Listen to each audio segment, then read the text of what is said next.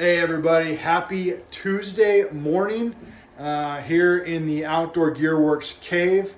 Your tip of the day Tuesday today is about zippers. Zipper install, zipper repair, replacing the sliders, and just kind of a quick introduction into putting these all together, putting them back or installing new ones.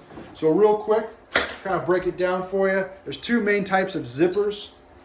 The Vislon zipper, which you guys can see, these little plastic teeth there, look like that. Teeth, perfect. The other one are coil zippers. So they kind of look like that. Hopefully you guys can see that, the video.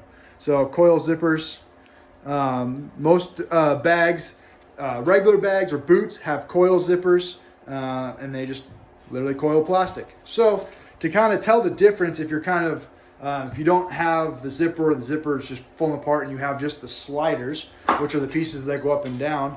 This here is a coil zipper slider, and this here is a Vislon zipper slider. So look a little different in shapes and style, or what you can tell is if on the coil zippers, if you look right here at the front, it says C10. So this size is a C coil 10 size zipper. On the Vislon, it says Vislon across the top, hint, or it says V10, so Vislon 10. Kind of a quick, easy way. If it comes off the zipper and it says it, it's the size of the zipper of the teeth. So when you want to replace it, if you go to a store and buy new sliders, grab the right size to put them on, because then it just won't work. So real quick with regards to installing the slider. If you happen to get a bag and the slider's gone to crap and you just need to replace the slider, the teeth all look really good and in good shape. And say, for example, this is a bag where the teeth are sewn in and closed, right? So you want to take these little thread cutter and you're going to cut away the thread and you're going to expose these two ends right there. In that case, if I want to replace the slider, I'm going to pull the slider off just like that. So now slider and zipper. As best as possible, keep these closed together. It's a lot easier to put this back on if it's like this versus just separated.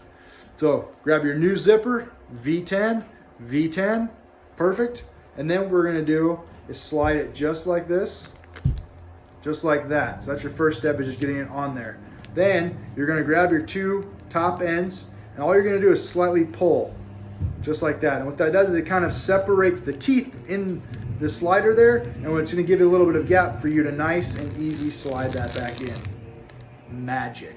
So once that's back installed, then what you're going to want to do is either close them off by sewing this back into the bag of where it came from, or the backpack or anything like that, or you're going to want to also buy these little babies. These things, hopefully I can see it with my big fingers.